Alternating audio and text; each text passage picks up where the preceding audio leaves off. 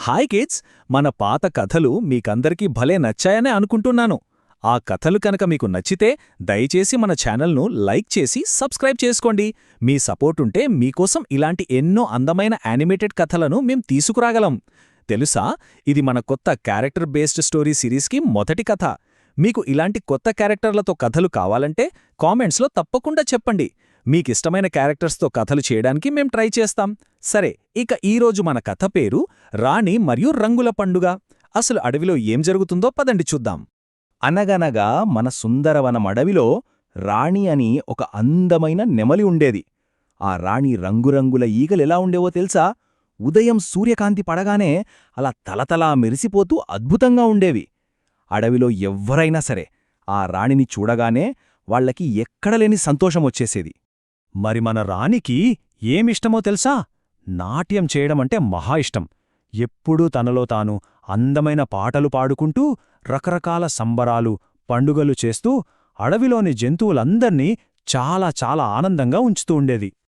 అలా సరదాగా రోజులు గడిచిపోతుండగా ఒకరోజు పొద్దున్నే రాణి అడవి మధ్యలో నిలబడి ఎంతో ఉత్సాహంగా అందరికీ ఇలా చెప్పింది: మిత్రులారా, మన అడవిలో ఒక పెద్ద రంగుల పండుగ చేద్దాం అని.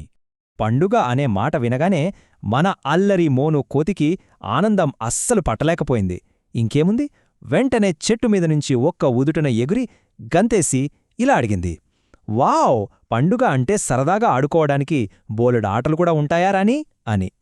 అప్పుడు చిట్టి ఉడత కూడా ముందుకొచ్చి నవ్వుతూ, అయితే నేను పండుగ కోసం అందంగా పూలతో డెకరేషన్ చేస్తాను అని చెప్పింది. మీనా అనే పక్షి అయితే నేను పండుగలో పాడటానికి సూపర్ పాటలు సిద్ధం చేస్తాను అని ఎంతో సంతోషంగా చెప్పింది. సరే, రాణి చెప్పిన ఈ పండుగ వార్త విని అడవియో అందరూ ఎంతో హ్యాపీగా ఉన్నారు. కాని మీరు గమనించారా? అక్కడ ఒకరు మాత్రం అస్సలు ఆనందంగా లేరు. ఒక మూలలో చిన్న తాబేలు టిమ్మీ ఒంటరిగా చాలా చాలా డల్గా కూర్చుని ఉంది. అలా డల్గా ఉన్న టిమ్మిని చూడగానే రాణి వెంటనే అక్కడికి వెళ్ళింది. చాలా ప్రేమగా దగ్గరగా తీసుకుని, టిమ్మీ, పండుగ చేసుకుందామంటే అందరూ సంతోషంగా ఉన్నారు, మరి నువ్వెందుకంత బాధగా ఉన్నావు అని అడిగింది.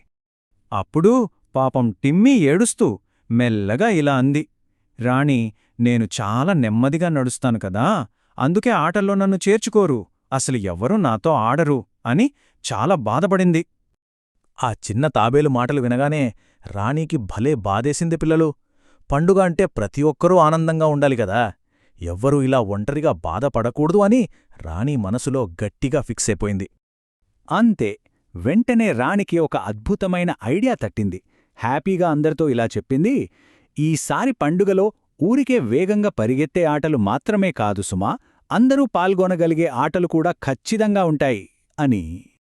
రాణి తీసుకున్న ఈ నిర్ణయం చూసి మన అడవిరాజు సూర్యసింహానికి ఎంత ముచ్చటేసిందో.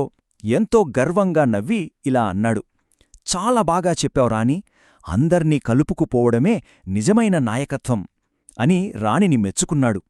ఇక చూసుకోండి, పండుగ ఏర్పాట్లు అంగరంగ వైభవంగా మొదలైపోయాయి.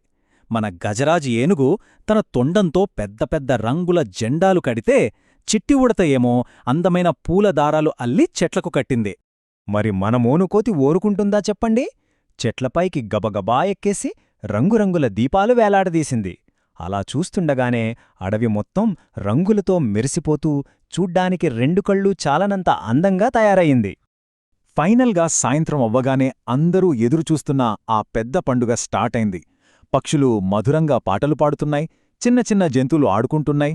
మన మోనుకోతి మాత్రం చాలా ఫన్నీగా డాన్స్ చేస్తూ అందర్నీ భలే నవ్విస్తోంది. సరిగ్గా అప్పుడే రాణి ముందుకు వచ్చి ఒక అదిరిపోయే సర్ప్రైజ్ ఇచ్చింది. మిత్రులారా, ఇప్పుడు మన ప్రత్యేక ఆట నెమ్మది నడకపోటీ అని ప్రకటించింది. ఆ మాట వినగానే జంతువులన్నీ ఒక్కసారిగా ఆశ్చర్యపోయాయి. ఈ నెమ్మది నడకపోటీ గురించి వినగానే టిమ్మీ భయపడుతూనే ఎంతో ఆశగా అడిగింది: రాణీ, ఈ ఆటలో నేను కూడా ఆడొచ్చా అని. దానికి రాణి నవ్వుతూ, ఖచ్చితంగా ఆడొచ్చు టిమ్మీ అని ఎంతో సంతోషంగా చెప్పింది. అలా మొత్తానికి పోటీ మొదలైంది. అందరూ నెమ్మదిగా నడవడానికి నానా కష్టాలు పడుతున్నారు. వేగంగా పరిగెత్తే అలవాటున్న మన మోనుకోతి అయితే నెమ్మదిగా నడవలేక పదే పదే కింద పడిపోతూ అందరినీ కడుపుబ్బా నవ్వించింది. కాని మన టిమ్మీ మాత్రం చాలా ప్రశాంతంగా, అస్సలు కంగారు పడకుండా అందరికంటే నెమ్మదిగా నడుచుకుంటూ వెళ్ళి ఏకంగా విజేతగా నిలిచింది. టిమ్మీ రేస్ గెలవగానే అడవిలోని జంతువులన్నీ గట్టిగా చప్పట్లు కొట్టాయి. ఆ చప్పట్లు, అందరి అరుపులు వినగానే టిమ్మీ కళ్లల్లో ఆనందంతో నీళ్లు తిరిగాయి. ఆ ప్రైజ్ తీసుకుంటూ ఇది నా జీవితంలో నేను గెలుచుకున్న మొదటి బహుమతి అని చెబుతూ సంతోషంతో కన్నీళ్లు పెట్టుకుంది. అప్పుడు రాణి అడవిలోని వారందరికీ ఒక బ్యూటిఫుల్ మెసేజ్ ఇచ్చింది. అదేంటంటే, ప్రతి ఒక్కరిలో ఖచ్చితంగా ఒక ప్రత్యేకత ఉంటుంది. ఎవరి టాలెంట్ వాళ్లది. అందుకే మనం ఎవరినీ ఎప్పటికీ తక్కువగా చూడకూడదు అని చెప్పింది. రాణి చెప్పిన ఈ మాటలు విన్న సూర్యసింహం కూడా చాలా గర్వంగా ఫీలయ్యాడు. ఈరోజు రాణి మనందరికీ ఒక గొప్ప పాఠం నేర్పింది. మనమంతా ఒకటే, మనమంతా సమానమే అని చెప్పాడు. ఇక పండుగ చివర్లో అడవి మొత్తం దద్దరిల్లిపోయింది. అందరూ కలిసి సంతోషంగా డాన్స్ చేశారు. రాణి తన అందమైన ఈకలు విప్పి నాట్యం చేస్తుంటే అడవి మొత్తం మెరిసిపోయింది. ఆకాశం నుండి రంగురంగుల కాగితాలు పూల వానలా కురిశాయి. టిమ్మీ అయితే చాలా చాలా హ్యాపీగా నవ్వింది. అంతేకాదు, ఆ రోజునుంచి సుందరవనం అడవిలో ఏ పండుగ జరిగినా సరే కేవలం కొందరు మాత్రమే ఆడే ఆటలు కాకుండా ఎవ్వరూ బాధపడకుండా అందరూ పాల్గొనే ఆటలు తప్పనిసరిగా ఉండాలని ఒక మంచి నియమం పెట్టుకున్నారు. సో పిల్లలు, ఈ కథలోని నీతి ఏమిటంటే, మనందర్లో ఒక ప్రత్యేకత ఉంటుంది. అందర్నీ మనం సమానంగా గౌరవించాలి. ఈరోజు కథ మీకందరికీ నచ్చిందని అనుకుంటున్నాను. మీకు ఇందులో ఇష్టమైన క్యారెక్టర్ ఎవరో వెంటనే కామెంట్స్లో చెప్పండి. మరిన్ని సరదా యానిమేటెడ్ కథల కోసం లైక్, షేర్ మరియు సబ్స్క్రైబ్ చేయడం మర్చిపోకండి సుమా. Bye kids. మళ్ళీ